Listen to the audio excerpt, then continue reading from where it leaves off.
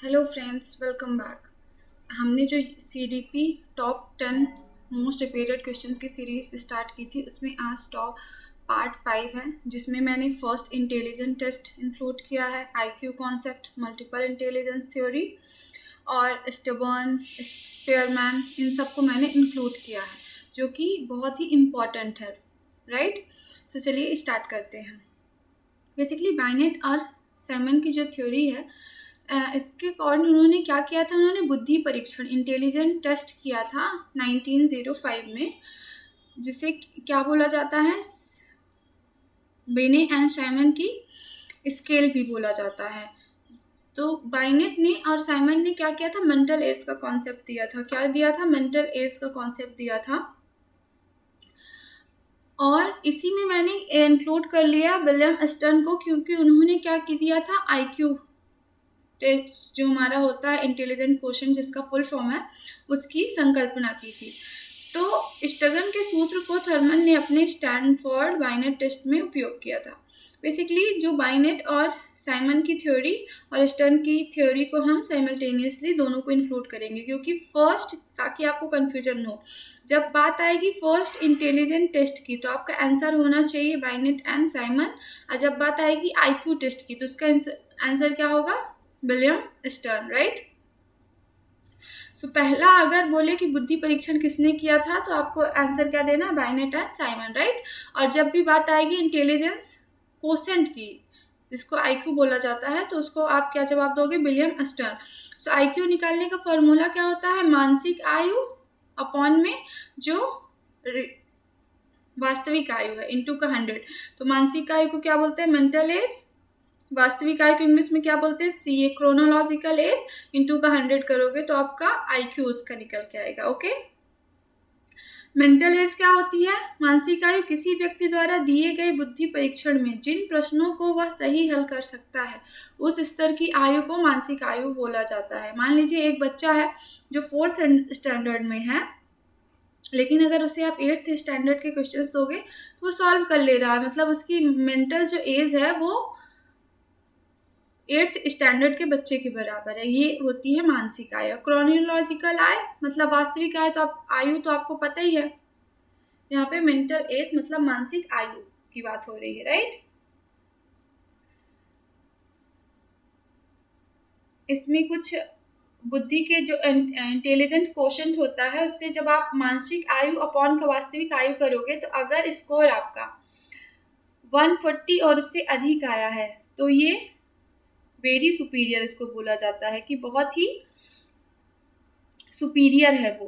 अगर आपका IQ score 120 से 139 के बीच में आया, तो उसको सुपीरियर की कैटेगरी में डाला जाता है। अगर IQ स्कोर 90 से 119 मतलब 119 के बीच में आया है, तो उसको एवरेज बोला जाता है। और अगर IQ स्कोर 80 से 89 के बीच में आया, तो उसको डल बोला जाएगा। और अगर 70 से 79 के बीच में आया है, तो उसको बॉर्डर लाइन पे बोला जाएगा। और 69 और उससे कम है तो अत्यंत मंद, मतलब फीबल माइंडेड, बहुत ही कम बुद्धि है उसके पास। तो ये आपको याद रखना है। ये कभी कभार क्वेश्चन में पूछ लेता है कि जैसे 100 है या फिर 120 है, तो आप उसको किस कैटेगरी में रखोगे IQ टेस्ट के हिसाब से। तो आपको ये ध्यान होना चाहिए।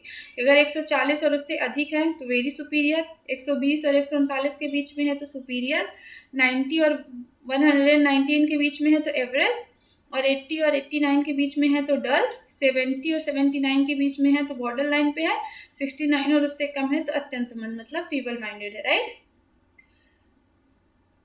इससे की इम्पोर्टेंस क्या होती है कि बच्चों की योग्यता पता लगाई जा सकती है, उससे एजुकेशन में हेल्प मिलती है कि उसका IQ लेवल किस हिसाब है, उसके अकॉर्डिंग उसको आप एजुकेशन दे सकते हो।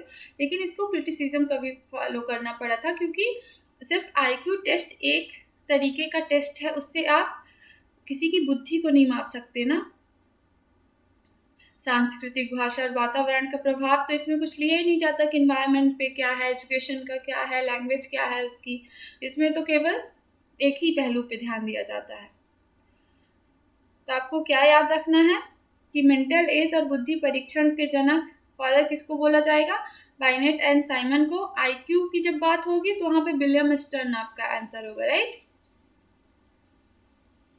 इसी के डिपेंडेंट हम कुछ क्वेश्चंस कर लेते हैं तो हमारा कॉन्सेप्ट जो है वो और क्लियर हो जाएगा। Okay, who first developed the intelligent test? Intelligent test को किसने पहली बार दिया था? बाइनेट और साइमन ने दिया था। लेकिन यहीं पे अगर आईक्यू बात होती तो फिर आपका आंसर क्या हो जाता है? स्टर्न हो जाता है ना। Intelligence is best defined as the ability to, intelligence जो बुद्धिमत्ता है उसको आप कैसे डिफाइन कर सकते हो कि वो एबिलिटी है किस चीज़ की? मेमोराइज फैक्ट ओनली, चीज़ों को याद करने की, solve problems and adapt to situation, right quickly, जल्दी जल्दी लिखने की, और स्पीक फ्लुएंटली, तेज़ी से बोलने की। तो ये हमारी solve problems and adapt to situation की एबिलिटी होती है, जो कि हमारी इंटेलिजेंस है कि हम प्रॉब्लम को, समस्याओं को कैसे समाधान कर सकते हैं और नई नई सिचुएशन के हिसाब से खुद को कैसे अडेप्ट कर सकते हैं, उसके हिसाब से खुद को ढाल सकते हैं। क्वेश्चन नंबर 73 है, who introduce the concept of IQ? आ गया ना क्वेश्चन, आईक्यू को किसने इंट्रोड्यूस किया था? विलियम स्टर्न ने, राइट। नेक्स्ट क्वेश्चन है, आईक्यू स्टैंड फॉर? आईक्यू का क्या था full form? I for intelligence, Q for quotient.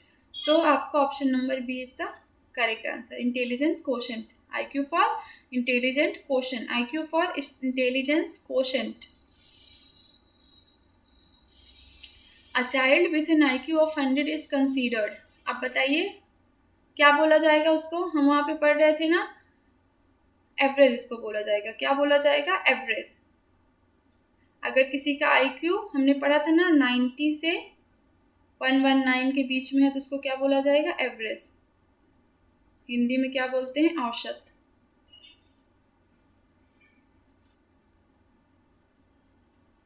Right. IQ is calculated by, IQ का फॉर्मूला क्या होता है? क्या बताया था? Mental as upon chronological age into का 100, मतलब मानसिक आयु अपॉन में आप किससे भाग करोगे? वास्तविक आयु से, फिर गुणे का 100 कर दोगे तो आपका आईक्यू स्कोर जो है आ जाएगा। ओके, चलिए यहाँ पे निकालने के लिए दिया हुआ है मेंटल एज बराबर 12 दी हुई है, क्रोनोलॉजिकल एज 10 दी हुई है, तो आईक्यू हमें बताना है। कैसे करेंगे? मेंटल एज फॉर्मूला क्या होता है? मेंटल एज अपॉन का क्रोनोलॉजिकल एज इंटू का 100, दिस इज व्हाट? आईक्यू।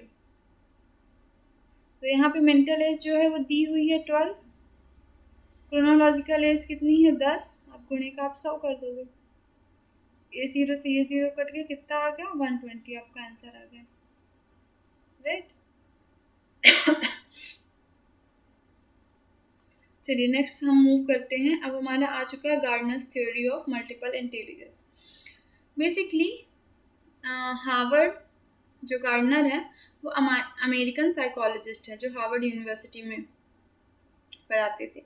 तो इन्होंने मेन जो इनका आइडिया था वो क्या था? इन्होंने बोला कि बुद्धि केवल आईक्यू, जिसकी हम बात कर रहे थे, सिर्फ आईक्यू के हिसाब से आप नहीं बता सकते कौन कितना इंटेलिजेंस है या फिर उसने कितनी एजुकेशन प्राप्त की है, बल्कि मनुष्य में कई प्रकार की बुद्धियाँ होती है। आप ये नहीं बोल सकते कि उसकी एजुकेशन अच्छी है तो वो इंटेलिजेंस है, जिसने पढ़ाई नहीं की वो इंटेलिजेंस नहीं है। सो उन्होंने मल्टीपल इंटेलिजेंस की थ्योरी दी। उन्होंने 1983 में अपनी बुक फ्रेम ऑफ माइंड्स में 9 प्रकार की बहुबुद्धियों का सिद्धांत दिया था। सो उन्होंने क्या बोला कि बुद्धि जो है एक जैव मनोवैज्ञानिक क्षमता है, मतलब कि मेंटल एबिलिटी है जो इंटेलिजेंस है, और वो डिफर कर सकती है पर्सन में, नहीं है स्टैटिक नहीं होती कि सब में एक जैसी होगी, राइट। वो डिफरेंस हो सकती है, डिफरेंट फॉर अदर पीपल। तो उन्होंने जब 9 बुद्धियों अपनी हम आगे पढ़ेंगे इंटेलिजेंस के बारे में बताया था, तो उन्होंने एक 10वीं बुद्धि के बारे में भी बताया था जो था मोरल इंटेलिजेंस। लेकिन उन्होंने अपनी बुक में सिर्फ 9 ही इंटेलिजेंस के बारे में बताया था, इसलिए जब भी उनका कॉन्सेप्ट पूछेगा कि गार्डनर की इंटेलिजेंस थ्योरी, तो आप 9 टाइप्स ही बताओगे। तो वो बेसिकली 9 टाइप्स कौन कौन सी हैं चलिए देख लेते हैं। 9 मल्टीपल इंटेलिजेंस। फर्स्ट क्या है? लिंग्विस्टिक इंटेलिजेंस, जिसको हिंदी में क्या बोलते हैं? भाषिक बुद्धि। तो ये किस प्रकार की बुद्धि होती है कि जब जो इंसान है वो शब्दों का प्रयोग और भाषा को समझने की उसकी क्षमता अच्छी हो। तो बताइए लिंग्विस्टिक इंटेलिजेंस में आप किस प्रकार के लोगों को लोगे? लिंग्विस्टिक इंटेलिजेंस में कौन कौन से लोग आ जाएंगे? राइटर्स आ जाएंगे, राइटर्स आ जाएंगे, आपके पोएट आ जाएंगे, राइट। तो इसमें आप किसको किसको लोगे? आप एग्जाम्पल दीजिए। आपके रविन्द्रनाथ टैगोर यहाँ पे आ जाएंगे, और कौन आ जाएगा? आपके गुलजार साहब यहाँ पे आ जाएंगे, है ना। तो जो भी राइटर और पोएट्स हैं वो सारे लिंग्विस्टिक इंटेलिजेंस में आ जाएंगे, राइट। अब नंबर 2 पे चलते हैं, जो है क्या? लॉजिकल मैथमेटिकल, तार्किक गणितीय, जिसमें मैथ्स के क्वेश्चन वो आसानी से सॉल्व कर ले, समस्याओं का समाधान आसानी से कर ले, प्रॉब्लम को सॉल्व कर ले, जैसे साइंटिस्ट करते हैं कि एक कोई प्रॉब्लम होती है फिर उसको वो सॉल्व करते हैं, गणना कैलकुलेशन अच्छे से करे, तो उसको किस इंटेलिजेंस में हम डालेंगे? Logical mathematical. इसमें कौन कौन आता है? साइंटिस्ट आ गए, कौन आ गए? साइंटिस्ट आ गए, साइंटिस्ट हमारे आ गए, और मैथमेटिशियंस आ गए, राइट। तो जैसे एग्जांपल दीजिए, जैसे हमारे हो गए एपीजे अब्दुल कलाम हो गए, बाबा भीमराव अम्बेडकर हो गए। तो ये सब नहीं, बाबा भीमराव अम्बेडकर इसमें नहीं आएंगे। कौन कौन आएगा? चलिए एक बार लिख लेते हैं। रविन्द्रनाथ टैगोर इसमें आ गए थे लिंग्विस्टिक में, राइट। इसमें कौन आएंगे? एपीजे अब्दुल कलाम आ जाएंगे, आइंस्टाइन आ जाएंगे। ये सारे जो कि मैथमेटिकल कैलकुलेशन या फिर लॉजिकल साइंटिस्ट जो हैं जितने हमारे, वो किस में आएंगे? लॉजिकल और मैथमेटिकल इंटेलिजेंस में आएंगे। नंबर 3 है बॉडीली किनेस्थेटिक इंटेलिजेंस। हिंदी में बोला जाता है दैहिक गतिशील, शारीरिक गतिविधियों को नियंत्रित करने और कार्य करने की क्षमता। बेसिकली ये बॉडीली एक्सप्रेशन पे आता है। जो हमारे एथलीट्स हो गए, डांसर्स हो गए, है ना, जिनकी बॉडी अच्छे से मेंटेन है, वो इसमें आते हैं। तो कौन कौन से इसमें आ जाएंगे? आपके एथलीट आ गए। एग्जाम्पल कौन कौन से? चलिए इसका दीजिए। डांसर्स हो गए, फिर एथलीट हो गए, एथलीट। अब एग्जाम्पल कौन कौन से हो गए? जैसे डांसर्स में नोरा फतेही, और जो भी जितने से डांसर्स हैं, कैटरीना कैफ, जो भी आप लगाया कि जो अच्छे से अपनी बॉडी को एक्सप्रेस कर पाता है। और एथलीट में जैसे आपके विराट कोहली हो गए, है ना, जो भी रोनाल्डो, मेसी, जो भी आप लगाना चाहो, सुनील छेत्री, ये सारे किसमें आएंगे? 3rd में आएंगे, बॉडीली किनेस्थेटिक में। ओके, जो भी डांसर और एथलीट्स हो गए जिन बॉडी से एक्सप्रेशन बेसिकली जिसमें होता है, वो ऑप्शन नंबर इंटेलिजेंस 3rd में आएंगे। फिर नंबर 4th का इंटेलिजेंस है कौन सा? म्यूजिकल इंटेलिजेंस, जिसको संगीतात्मक भी हिंदी में बोला जाता है। ये म्यूजिक से रिलेटेड होता है। अब कोई जैसे लता मंगेशकर हो गई, है ना, AR रहमान हो गए, ये सब किस में आएंगे? म्यूजिकल इंटेलिजेंस में आएंगे। फिर नंबर 5 है विजुअल स्पैटियल, जो कि दृश्य स्थानिक होता है, जो कि आकृतियों को देखकर, शेप्स को देखकर उन पे डिफरेंस कर पाता है, वो किसमें आएगा? विजुअल स्पैटियल में आएगा। जैसे आर्किटेक्ट हो गए, पेंटर हो गए, ये सब किस में आएंगे? इसमें आएंगे। आर्किटेक्ट और पेंटर अगर क्वेश्चन में पूछा हुआ है कि ये किस मल्टीपल इंटेलिजेंस के अंदर में आएंगे, तो आप उसमें क्या बताओगे? विजुअल और स्पेटियल में के अंदर आएंगे, राइट। नंबर 6 है इंटरपर्सनल, अंतवैयक्तिक। तो इंटरपर्सनल जब आएगा, तो इंटरपर्सनल जो है ना, वो 2 वर्ड से मिलकर, रूट वर्ड से मिला हुआ, इंटर प्लस पर्सनल। तो पर्सनल का मतलब पर्सोना वर्ड से मिला है, जिसका मतलब होता है कि अपनी, जो कि मास के फिर कैरेक्टर खुद का। और इंटर का मतलब होता है बिटवीन और अमंग, तो मतलब 2 इंसानों के बीच के जो रिलेशनशिप को समझता है, उसको क्या बोला जाता है? इंटरपर्सनल इंटेलिजेंस के अंदर वो आएगा, जो कि दूसरों की भावनाओं को समझने और उनके साथ प्रभावी ढंग से कार्य करने की क्षमता को दर्शाता है। इसके अंदर कौन कौन से आ जाएंगे इंटरपर्सनल में? जैसे लीडर हो गए, टीचर हो गए, टीचर स्टूडेंट्स की बातों को समझता है, लीडर जो है जनता को समझ के आगे बढ़ता है। तो ये सारे कितने आएंगे? इंटरपर्सनल पे आएंगे, राइट। नेक्स्ट है इंट्रापर्सनल। अब इंट्रा में जो ये पर्सनल तो आपको पता चल गया ना कि व्यक्तिगत मतलब होता है, और इंट्रा का मतलब होता है विदिन, खुद के अंदर। तो ये आत्मवैयक्तिक हिंदी में बोला जाता है। इंट्रापर्सनल स्वयं को समझने, अपनी भावनाओं और लक्ष्यों को पहचानने की क्षमता, अपनी भावनाओं को समझ के आप जो करते हो, तो ये खुद से खुद का रिलेशन। तो इसमें कौन से आएंगे? फिलोसफर्स जो है वो सारे इंटेलिजेंस, तो फिलोसफर्स की कैटेगरी है वो किस में आ जाएगी? इंटरपर्सनल पे आ जाएगी। नंबर 8 है नेचुरलिस्टिक और प्राकृतिक। तो जो पेड़ पौधे, प्रकृति से जिसको प्यार है, वो सब किस में आएंगे? इसमें आ जाएंगे, नेचुरलिस्टिक में। तो एग्जाम्पल्स में कौन कौन आएंगे? बॉटनिस्ट आ जाएंगे, फार्मर जो हमारे हैं वो सब इसमें आ जाएंगे नंबर 8 पे। नंबर 9 है एग्जिस्टेंशियल, मतलब अस्तित्ववादी। एग्जिस्टेंशियल मतलब अस्तित्ववादी। तो जीवन के गहरे प्रश्नों, अस्तित्व और मानव जीवन के अर्थ को समझने की क्षमता, वो किस में आएगी? जो हमारे सारे स्पिरिचुअल लीडर्स हो जाएंगे वो सारे इसमें आ जाएंगे एग्जिस्टेंशियल में। ठीक है, जैसे स्वामी विवेकानंद हो गए, ये सब आ जाएंगे एग्जिस्टेंशियल इंटेलिजेंस में।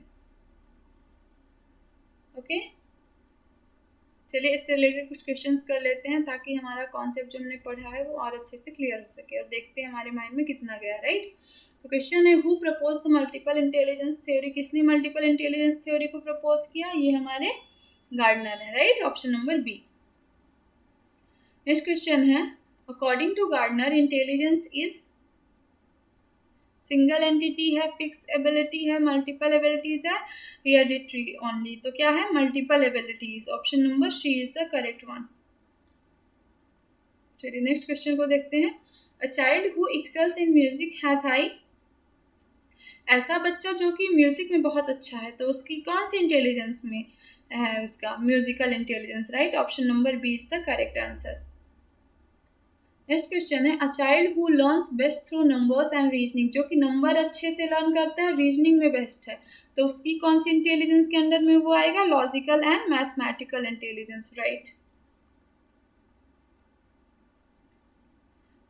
नेक्स्ट है Spearman's two factor theory of intelligence. So Spearman ने थ्योरी दी थी जिसका नाम था two factor theory of intelligence. तो उनका जो मेन आइडिया था ना, उन्होंने थ्योरी को, मतलब इंटेलिजेंस को टू पार्ट्स में, टू फैक्टर थ्योरी में टू पार्ट्स में बताया था। उन्होंने बोला था जनरल फैक्टर होता है और एक स्पेसिफिक फैक्टर होता है। फर्स्ट फैक्टर जो होता है वो क्या होता है? जनरल फैक्टर, जिसको हिंदी में क्या बोला जाता है? सामान्य बुद्धि। क्या बोला जाता है? सामान्य बुद्धि। जिसको उन्होंने बोला कि common to all mental activities, responsible for overall intelligence, present in every task. मतलब जर्नल फैक्टर क्या होता है? जो हमारी सामान्य बुद्धि है, कि जैसे सोचने की क्षमता हो गई, जैसे हम इंसान की सोचता है, कैसे उसका माइंड काम करता है, कैसे ब्रेन काम करता है ना, तो ये सारा जो ह्यूमन का है वो सेम होता है। एक इंसान जैसे तरीके से सोचता है, जो कि फंक्शन होता है ब्रेन का सोचने में, वही सेम फंक्शन होता है दूसरे इंसान के भी सोचने का। तो ये जनरल फैक्टर आ गया कि सामान्य बुद्धि जो सब में होती है। फिर उन्होंने दूसरा फैक्टर दिया स्पेसिफिक फैक्टर, विशिष्ट बुद्धि। ये डिफरेंट फॉर ईच एक्टिविटी, ये डिफरेंट होती है हर एक पीपल के लिए, हर एक एक्टिविटी के लिए, varies from subject to subject. जैसे मैथमेटिक्स हो गया, म्यूजिक हो गया, लैंग्वेज हो गया, ये सब वेरी करती है। राइट, तो उन्होंने याद रखना है आपको, टू फैक्टर थ्योरी दी थी। किसने दी थी? स्पेयरमैन ने दी थी। एक उसमें क्या था? जर्नल फैक्टर जो कि कॉमन टू ऑल, और एक होता है specific factor which is different for each activity. Okay, तो इंटेलिजेंस कंसिस्ट किसकी किसकी मिला के बनता है? एक जर्नल फैक्टर और एक स्पेसिफिक फैक्टर से मिलके बनता है। और जर्नल फैक्टर जो होता है वो कॉमन होता है सबके लिए, और स्पेसिफिक जो फैक्टर होता है वो टास्क स्पेसिफिक होता है, मतलब डिफरेंट फॉर ईच एक्टिविटी होता है। उन्होंने ये थ्योरी कब प्रपोज की थी? 1904 में प्रपोज की थी, based on the factor analysis. Okay, याद रहेगा ना, उन्होंने टू फैक्टर थ्योरी दी थी जिसमें कौन कौन सी थी? जर्नल फैक्टर और स्पेसिफिक फैक्टर। जर्नल फैक्टर को जीएफ से डिनोट करोगे, मतलब कि सामान्य बुद्धि, और स्पेसिफिक फैक्टर को आप एस से डिनोट करोगे, मतलब विशिष्ट बुद्धि, जो डिफरेंट होती है हर एक के लिए। ओके, एक और हमारे जो साइकोलॉजिस्ट थे स्टर्नबर्ग, जो कि ट्राइआर्किक थ्योरी ऑफ इंटेलिजेंस, तो उन्होंने टू फैक्टर्स थ्योरी दी थी। किसने? स्पेयरमैन ने। और स्टर्नबर्ग ने जो है थ्री इंटेलिजेंस थ्योरी दी है। ओके, तो स्टबर्न के अनुसार बुद्धि एक ही प्रकार की नहीं होती, यह कम से कम 3 प्रकार की होती है जो जीवन में सफलता के लिए आवश्यक होती है। उन्होंने क्या बोला कि मानव बुद्धि बहुआयामी है, मतलब मल्टीपल इंटेलिजेंस। सिर्फ एकेडमिक सफलता ही बुद्धि नहीं होती है कि आपने इतनी डिग्रियां ले ली हैं, ये अचीव कर लिया तो आप इंटेलिजेंस हो। तो उन्होंने जो 3 टाइप्स ऑफ इंटेलिजेंस बोला था उनको अब हम रीड कर लेते हैं। क्या फर्स्ट है एनालिटिकल इंटेलिजेंस, मतलब विश्लेषणात्मक बुद्धि। यह बुद्धि विश्लेषण, मूल्यांकन, तुलना, तार्किक सोच और समस्या को हल करने से संबंधित है। जैसे आप मैथमेटिकल कैलकुलेशंस कर रहे हो, रीजनिंग कर रहे हो, किसी की क्रिटिक कर रहे हो, तो यहाँ पे एनालिटिकल, बेसिकली आप एनालिटिकल इंटेलिजेंस के एग्जाम्पल हो, क्योंकि आप यहाँ पे एनालिटिक्स कर रहे हो, राइट, रिसर्च कर रहे हो, तो ये किस में आएगा, एनालिटिकल इंटेलिजेंस में आएगा। सेकंड उन्होंने क्या बोला, इंटेलिजेंस क्रिएटिव इंटेलिजेंस, सृजनात्मक बुद्धि। यह बुद्धि नवीन विचारों, रचनात्मक कल्पना, मौलिकता और नए तरीकों से काम करने से संबंधित है। जैसे उदाहरण के लिए क्या हो गए, क्रिएटिविटी, बेसिकली आप स्टोरी टेलिंग कर रहे हो, आप किसी भी कल्चरल इवेंट में आप उसको और सुंदर बना रहे हो, म्यूजिक हो गया, anything which is related to creativity, जहाँ पे आप कुछ नया इन्वेंट कर रहे हो, तो उसको क्या बोलेंगे, क्रिएटिव इंटेलिजेंस के अंडर आएगा। थर्ड उन्होंने बोला प्रैक्टिकल इंटेलिजेंस, मतलब व्यवहारिक बुद्धि। यह बुद्धि वास्तविक परिस्थितियों में अनुकूलन, व्यवहारिक निर्णय लेने और जीवन की समस्याओं को सुलझाने से संबंधित है। जैसे दैनिक जीवन की समस्याएं, समायोजन, सामाजिक समझ, ये सब किस में आएंगे, प्रैक्टिकल इंटेलिजेंस में आएंगे, व्यवहारिक बुद्धि में, राइट।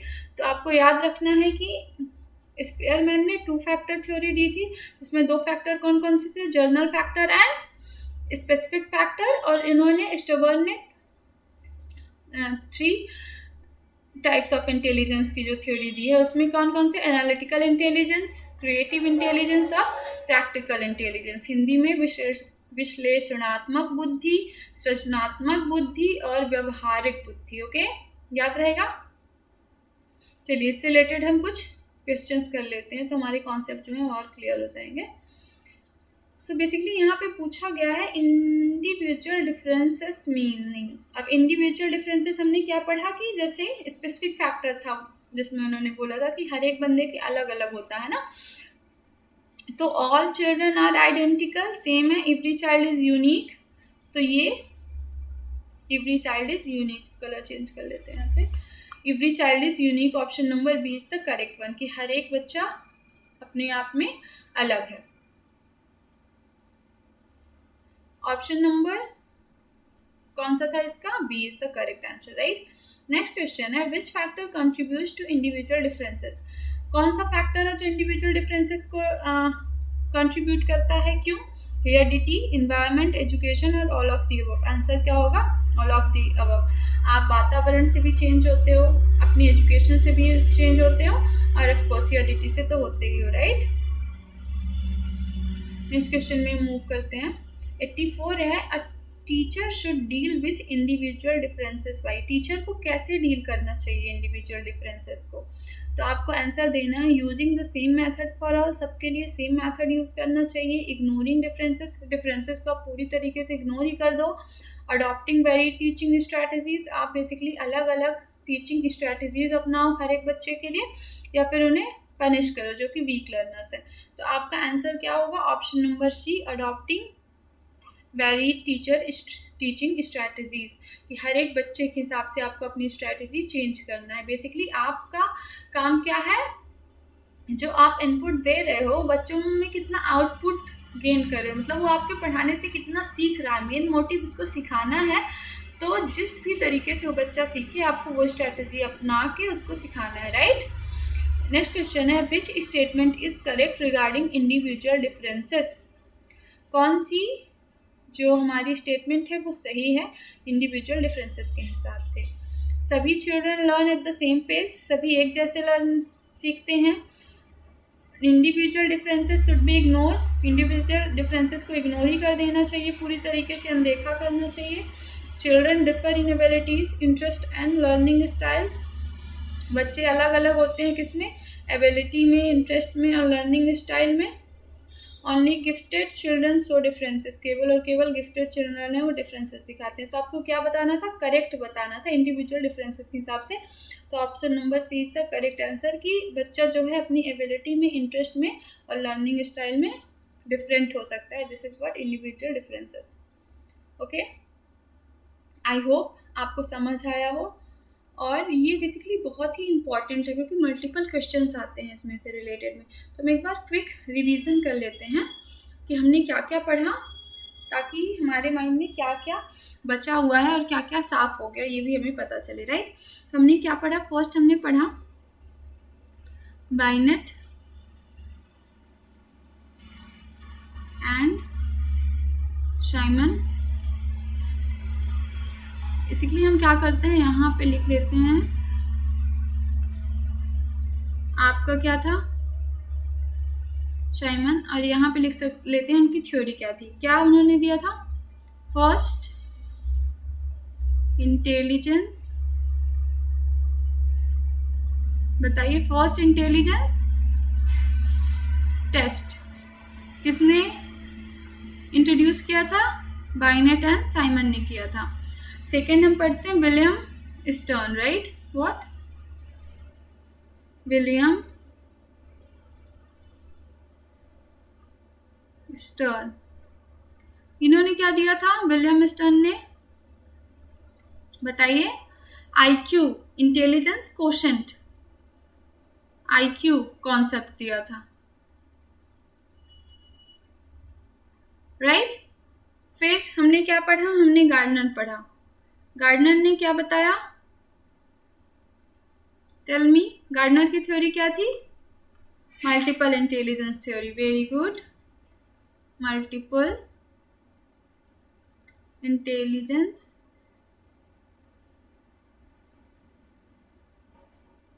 थ्योरी। कितने टाइप्स ऑफ थ्योरी उन्होंने बताई थी, 9 टाइप्स, राइट। देन नेक्स्ट हमने क्या पढ़ा, स्पीयरमैन, इन्होंने क्या बताया, कौन सी थ्योरी इन्होंने इंट्रोड्यूस करी, 2 फैक्टर थ्योरी, विच 2 फैक्टर थ्योरी, राइट। फिर हमने क्या पढ़ा, अभी जस्ट पढ़ा था Sternberg,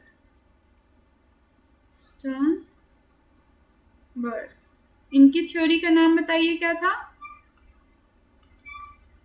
try archaic theory of intelligence, theory of intelligence. So ये हमने 5 जो टाइप्स ऑफ इंटेलिजेंस की थ्योरी बोलिए या फिर जो भी हमने रीड करी, राइट, याद रहेगा, Binet and Simon, first intelligence test, William Stern, IQ concept, Gardner multiple intelligence theory, Spearman 2 factor theory और Stern triarchic theory of intelligence, right. और इसको याद करने का तरीका आप कैसे याद कर सकते हो, आप याद कर सकते हो बिग्स,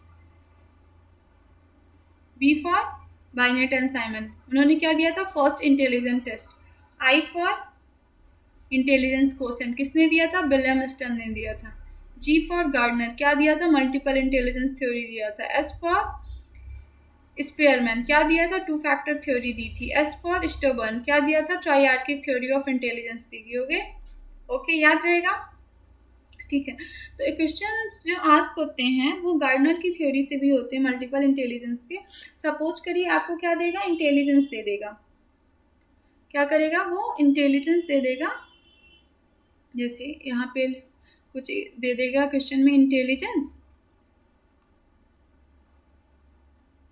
फिर आपसे एग्जाम्पल्स पूछेगा या फिर एग्जाम्पल्स दिया रहेगा, बोलेगा कि ये this type of intelligence is this, तो आपको आंसर देना होगा। तो यहाँ पे हम कुछ एक बार और अपना रिवीजन कर लेते हैं, जैसे लिंग्विस्टिक इंटेलिजेंस, लिंग्विस्टिक इंटेलिजेंस, आप एग्जाम्पल्स लिखिए, उसके बाद हम इकट्ठे एग्जाम्पल्स लिखेंगे, ओके। तब तक आप खुद से एक बार लिखने की, याद करने की कोशिश कीजिए। फिर है logical mathematical, logical mathematical intelligence. Third कौन सी थी? Musical intelligence. Then bodily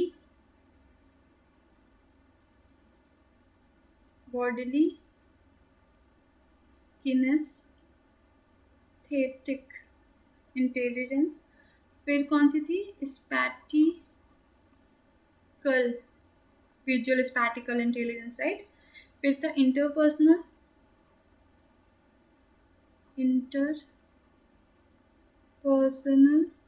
intelligence, right.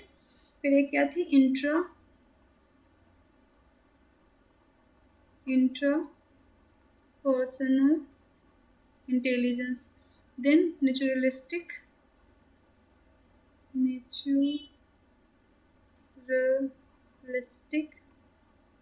Intelligence. कितनी हो गई? 1 2 3 4 5 6 7 8। एक और जो थी वो हमारी कौन थी? Existential intelligence. चलिए एग्जाम्पल्स हम फटाफट से देख लेते हैं इन सब के क्या क्या है। ओके, लिंग्विस्टिक में अपने अभी तक में एग्जाम्पल्स आई होप आपने लिख डाला होगा। कौन सा एग्जाम्पल्स आपने लिया लिंग्विस्टिक में? Which one? Very good, writer and poet, जो बेसिकली भाषा से रिलेटेड है ना। फिर लॉजिकल मैथमेटिकल्स में क्या लिखा आपने? Very good, scientist and mathematician, right. Mathematician. फिर देन म्यूजिकल में कौन आएंगे? सिंगर्स, वेरी गुड, म्यूजिशियंस, जो म्यूजिक कंपोज करते हैं। फिर बॉडीली किनेस्थेटिक में कौन कौन से आ जाएंगे? Dancer, very good. एक और कौन आएंगे? एथलीट्स हमारे सारे आ जाएंगे, वेरी गुड। स्पैटिकल विजुअल में कौन कौन से आएंगे? आर्किटेक्ट की स्पेलिंग क्या होती है? थोड़ी सी गलत मैंने कर दी।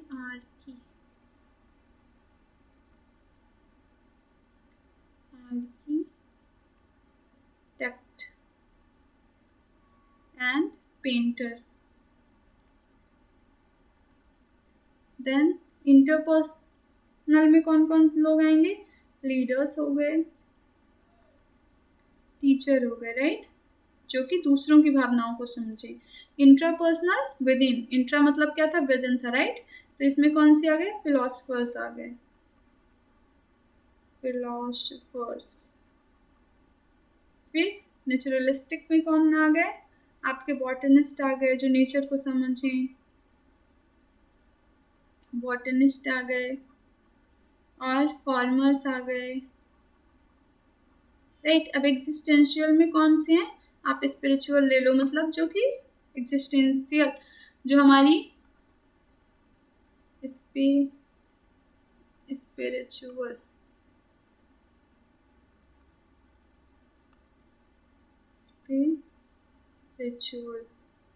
जो हमारे लीडर्स हो गए, जैसे स्वामी विवेकानंद, ये सब, रामकृष्ण, ये सब किसमें आएंगे? एग्जिस्टेंशियल में आएंगे। दिस इज हमारी जो 9 प्रकार की इंटेलिजेंस थ्योरी होती है, ये एग्जाम्पल्स पूछ लेता है या फिर एग्जाम्पल देके आपसे इससे रिलेटेड, इंटेलिजेंस से रिलेटेड क्वेश्चंस दे देते हैं, तो आपके माइंड में बहुत ही क्लियर होना चाहिए। So this is all for today. I hope आप अच्छे से मेहनत कर रहे हैं और पढ़ाई कर रहे हैं, पढ़ते रहिए। हम मिलते हैं अपने नेक्स्ट सेशन में। Thank you for watching.